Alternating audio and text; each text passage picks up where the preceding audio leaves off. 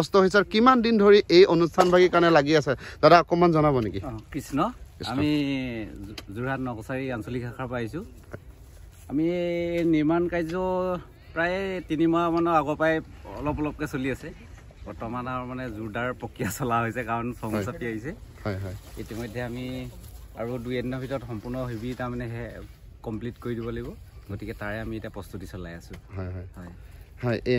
এটা কি আপোনালোকে এনে অনুষ্ঠানলৈ ধৰক এনে ঘৰুৱা এটা যি পৰিৱেশ থাকে আমি তেনেকুৱা এটা অনুভৱ দিবলৈ বিচাৰিছো এয়া দেখিছো আমি ইয়াত তামোল পুলি দেখিছো গছ থাকে কল থাকে হয় তাৰপিছত এনে অলপ মানে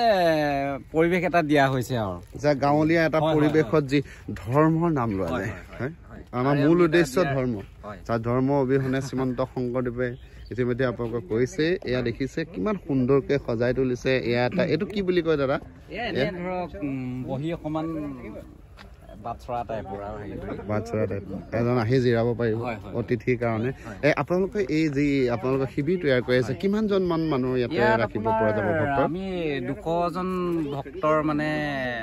থাকিব পাৰিব 254 ফুট দীঘল আছে দীঘলটো আৰু বহল আছে আপোনাৰ 17 ফুট এইখিনি আপোনালোকে নৰা আৰু খেৰে তৈয়াৰ কৰা হৈছে ন নৰা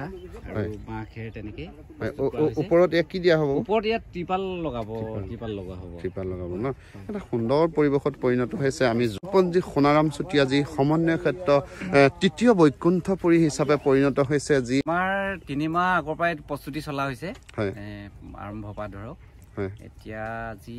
এসপ্তাহ মানৰ পৰা মানে একদম জোৰদাৰ প্ৰক্ৰিয়া চলা হৈছে কাৰণ বিশেষ দিন নাই যে 6 তাৰিখৰ আগত চব কমপ্লিট হ'ব লাগিব গতিকে আমাৰ কাম এনেকে আগবঢ়া হৈছে আৰু কিমান মান ভক্তৰ আপুনি অনুভৱ কৰিছে প্ৰায় 10-15 লাখৰ মানে ভক্তৰ অনুমান কৰা হৈছে কাৰণ আগতেও তেনেকুৱা ভক্তৰ এবাৰ অলপ বাঢ়িবও পাৰে কাৰণ যোৰহাট বুলি ক'লে কিছুমানৰ অলপ হেঁপাহটো বেলেগ গতিকে আমি সেই ভক্তসকলক আদৰিবলৈ সাজু হৈছো আৰু এনেকে আৰু যিমান পাৰো চেষ্টা কৰিছো মানে আমি যাতে কোনো ভক্তই ইয়াত অসুবিধা পাই নাযায় ভোজনালয়ৰ কথা বিশেষকৈ চৰ্চাত আহি আছে একেলগে কিমান মান মানুহে খাব পাৰিব এনে 300 চৌখা জ্বলিব তাৰপিছত আমাৰ 10,000 ভক্তই মানে তাত অন্ন গ্ৰহণ কৰিব পাৰিব হয় এটা আপুনি অনুভৱ কৰক 10,000 ভক্তই একেলগে আপোনাক সেৱন কৰিব পাৰিব যি আপোনাৰ আহাৰ সেই আপুনি এটা অনুভৱ কৰক যোৰহাটৰ এনে ঠাইত 1200 বিঘা মাটি আছে ন ইয়াতে 1200 বিঘা মাটি জুৰি এটা এনে মহান অনুষ্ঠান যি শ্ৰীমন্ত শংকৰদেৱ সংঘৰ যি বাৰ্ষিক অধিৱেশন বিশেষকৈ যোৰহাটত এবাৰ হৈছে দাদা অনুভৱ কেনেকুৱা আপোনাৰ ইয়াৰ লগত জড়িত হৈ এক লৈ আজি আপুনি কাম কৰি আছে ইমান ধুনীয়াকৈ আপুনি আহি আপোনাৰ নিজৰ যি কামৰ উপৰিও যি শ্ৰীমন্ত শংকৰদেৱ সংঘৰ কাৰণে আপুনি শ্ৰমদান কৰিছে কি অনুভৱ আপোনাৰ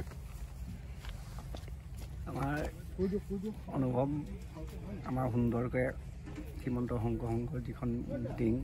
সুচাৰু পৰিপূৰ্ণমতে চলি যায় আৰু তাৰ পৰিৱেশ অনুপাতত আমি মানে এই কামখিনি কৰ্ম কৰি আগবাঢ়ি গৈ আছোঁ প্ৰতিজনৰ মুখত হাঁহি বিৰিঙিছে কাৰণ এটাই শ্ৰীমন্ত শংকৰদেৱ সংঘৰ বাৰ্ষিক অধিৱেশন বিশেষকৈ যোৰহাটত হৈছে কেনেকুৱা ধুনীয়া হৈছে আপুনি কি ভাবিছে কিমান মান ইয়াত সমাগম হোৱাৰ অনুভৱ কৰিছে আপুনি আমাৰ ইয়াত মানে 10 লাখৰ ওপৰত যাব মানে 10-15 লাখ এনেকুৱা হয় আপোনালোক ক'ৰ পৰা আহিছে আমাৰ নকছাৰী ন আঞ্চলিক